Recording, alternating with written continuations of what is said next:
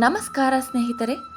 ನೀವು ಕೆಲವು ಅಂಗಡಿಗಳ ಮೇಲೆ ಅಥವಾ ಮನೆಯ ಹೊರಗಡೆ ಬಾಗಿಲಿನ ಮೇಲೆ ನಿಂಬೆಹಣ್ಣು ಮತ್ತು ಮೆಣಸಿನಕಾಯಿಯನ್ನು ನೇತು ಹಾಕಿರೋದನ್ನು ನೋಡಿರುತ್ತೀರಿ. ನಿಜವಾಗಲೂ ಅದರ ಹಿಂದಿನ ಕತೆ ಏನು? ನಿಮಗೇನಾದರೂ ಗೊತ್ತಾ? ನಿಮಗೇನಾದರೂ ಅದರ ಹಿಂದಿನ ಕತೆ ಗೊತ್ತಾದರೆ ಪ್ರತಿಯೊಬ್ಬರು ನಿಮ್ಮ ಮನೆಯ ಹೊರಗಡೆ ಅಥವಾ ಅಂಗಡಿಯ ಮೇಲೆ ಈ ನಿಂಬೆಹಣ್ಣು ಮತ್ತು ಮೆಣಸಿನಕಾಯಿಯನ್ನು ನೇತು ಹಾಕುತ್ತೀರಿ. ಇದಂತೂ 100% ಗ್ಯಾರಂಟಿ. ಇದರ ಹಿಂದೆ ಸುಮಾರು ಅರ್ಥಗಳಿವೆ. ಸ್ನೇಹಿತರೆ, ಈ ದಿನ ಆ ಒಳ್ಳೆಯ ಅರ್ಥಗಳೇನು ಎಂಬುದನ್ನು ತಿಳಿಯೋಣ ಬನ್ನಿ.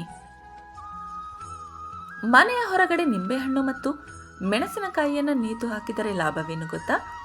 ನಮ್ಮ ಪೂರ್ವಜರು ಮಾಡುವ ಆಚರಣೆಯಲ್ಲಿ ಅರ್ಥವಿರುತ್ತದೆ ಎಂಬುದಕ್ಕೆ ಈ ಮೆಣಸಿನಕಾಯಿ ಮತ್ತು ನಿಂಬೆಹಣ್ಣು ಸಾಕ್ಷಿ. ನಮ್ಮ ಪೂರ್ವಜರ ಪದ್ಧತಿಯನ್ನು ನಾವು ಮರೆಯುತ್ತಿದ್ದೇವೆ. ನಮ್ಮ ಪೂರ್ವಜರ ಪದ್ಧತಿಯನ್ನು ನಾವು ಮುಂದುವರಿಸಿಕೊಂಡು ಹೋದರೆ ನಮ್ಮ ಜೀವನದಲ್ಲಿ ಲಾಭಗಳು ಸಂಭವಿಸುತ್ತವೆ. ಪುರಾವೆಗಳ ಪ್ರಕಾರ ಈ ಪೃಥ್ವಿಯ ಮೇಲೆ ಲಕ್ಷ್ಮಿ ಓಡಾಡುತ್ತಾಳೆ. ಲಕ್ಷ್ಮಿಯ ಜೊತೆ ಅವರ ಅಕ್ಕನು ಇಬ್ಬರು ಒಟ್ಟೊಟ್ಟಿಗೆ ಓಡಾಡುತ್ತಿರುತ್ತಾರೆ. ದೇವರ ಪೂಜೆ, ದೇವರ ಉಪಾಸನೆಯನ್ನು ಮಾಡುವಂತಹ ಮನೆಯಲ್ಲಿ ಲಕ್ಷ್ಮಿ ಪ್ರವೇಶ ಮಾಡುತ್ತಾಳೆ. ಮನೆಯ ಬಾಗಿಲಿನ ಮೇಲೆ ಯಾರೋ ನಿಂಬೆಹಣ್ಣು ಮತ್ತು ಮೆಣಸಿನಕಾಯಿಯನ್ನು ನೇತು ಹಾಕಿದ್ದಾರೆ ಎಂದು ನಾವು ಮನೆಯ ಬಾಗಿಲಿನ ಮೇಲೆ ನಿಂಬೆಹಣ್ಣು ಮತ್ತು ಮೆಣಸಿನಕಾಯಿಯನ್ನು ನೇತು ಹಾಕುತ್ತೇವೆ. ಆದರೆ ಅದರ ಹಿಂದಿನ ಅರ್ಥವನ್ನು ತಿಳಿದುಕೊಳ್ಳುವ ಪ್ರಯತ್ನವನ್ನು ನಾವು ಮಾಡೋದಕ್ಕೆ ಹೋಗೋದೇ ಇಲ್ಲ. ಲಕ್ಷ್ಮಿಯ ಜೊತೆ ಲಕ್ಷ್ಮಿಯ ಅಕ್ಕ ಅಲಕ್ಷ್ಮಿ ಬರುತ್ತಾಳೆ. ಪೂಜೆ ಪುನಸ್ಕಾರ ಮಾಡುವಂತಹ ಮನೆಯ ಒಳಗಡೆ ಲಕ್ಷ್ಮೀ ದೇವಿ ಪ್ರವೇಶವನ್ನು ಮಾಡುತ್ತಾಳೆ. ಅಲಕ್ಷ್ಮಿ ಮನೆಯ ಪ್ರವೇಶ ಮಾಡಬಾರದು. ಅಲಕ್ಷ್ಮಿಯ ಕೆಟ್ಟ ಪ್ರಭಾವ ಮನೆಯ ಮೇಲೆ ಅಥವಾ ಕಚೇರಿಯ ಮೇಲೆ ಬೀಳಬಾರದು ಎನ್ನುವುದಕ್ಕೆ ಮೆಣಸಿನಕಾಯಿ ಮತ್ತು ನಿಂಬೆಹಣ್ಣನ್ನು ನೇತು ಹಾಕಲಾಗುತ್ತದೆ. ಅಲಕ್ಷ್ಮಿಗೆ ನಿಂಬೆಹಣ್ಣು ಮತ್ತು ಮೆಣಸಿನಕಾಯಿ ಎಂದರೆ ತುಂಬ ಇಷ್ಟ.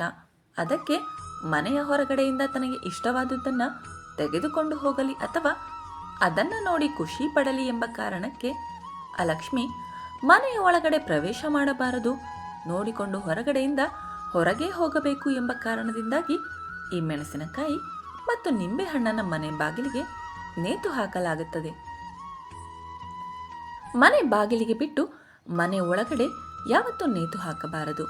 ಕೆಲವರು ಅಲ್ಮೇರಿಯಾದಲ್ಲಿ ಅಥವಾ ದುಡ್ಡು ಹಣ ಇಡುವಂತಹ ಜಾಗದಲ್ಲಿ ನಿಂಬೆಹಣ್ಣು ಮತ್ತು ಮೆಣಸಿನಕಾಯಿಯನ್ನು ಇಡುತ್ತಾರೆ. ಅಲಕ್ಷ್ಮಿಯ ಪ್ರವೇಶವಾದರೆ ನಿಮ್ಮ ಮನೆಯಲ್ಲಿ ಯಾವುದೇ ಒಳ್ಳೆಯ ಕಾರ್ಯಗಳು ನಡೆಯುವುದಿಲ್ಲ, ಬರೀ ಸಂಕಷ್ಟಗಳು ಎದುರಾಗುತ್ತದೆ. ಹಾಗಾಗಿ ಲಕ್ಷ್ಮಿಗೆ ಖುಷಿಪಡಿಸಬೇಕು ಎಂದರೆ ಮನೆ ಒಳಗಡೆ ಪೂಜೆ ಪುನಸ್ಕಾರಗಳನ್ನು ಮಾಡಿ ಮನೆ ಸ್ವಚ್ಛವಾಗಿಡಿ. ಲಕ್ಷ್ಮಿ ನಿಮ್ಮ ಮನೆ ಪ್ರವೇಶಿಸುತ್ತಾಳೆ. ಅಲಕ್ಷ್ಮಿ ಮನೆ ಒಳಗಡೆ ಪ್ರವೇಶಿಸಬಾರದು ಎಂದರೆ ಮನೆಯ ಹೊರಗಡೆ ನೀವು ನಿಂಬೆಹಣ್ಣು ಮತ್ತು ಮೆಣಸಿನಕಾಯಿಯನ್ನು ನೇತು ಹಾಕಿದರೆ ಅಲಕ್ಷ್ಮಿ ಖುಷಿಯಿಂದ ಅದನ್ನು ಸೇವಿಸಿಕೊಂಡು ಅಲ್ಲಿಂದ ಹಾಗೆ ಹೋಗಿಬಿಡುತ್ತಾಳೆ. ಹಾಗಾಗಿ ಮನೆ ಒಳಗಡೆ ಯಾವತ್ತೂ ನಿಂಬೆಹಣ್ಣು ಮತ್ತು ಮೆಣಸಿನಕಾಯಿಯನ್ನು ನೇತು ಹಾಕಬಾರದು.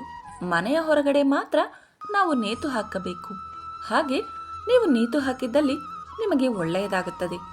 ಈ ಮಾಹಿತಿ ನಿಮಗೆ ಇಷ್ಟವಾದರೆ ದಯವಿಟ್ಟು ಲೈಕ್ ಆ್ಯಂಡ್ ಶೇರ್ ಮಾಡಿ.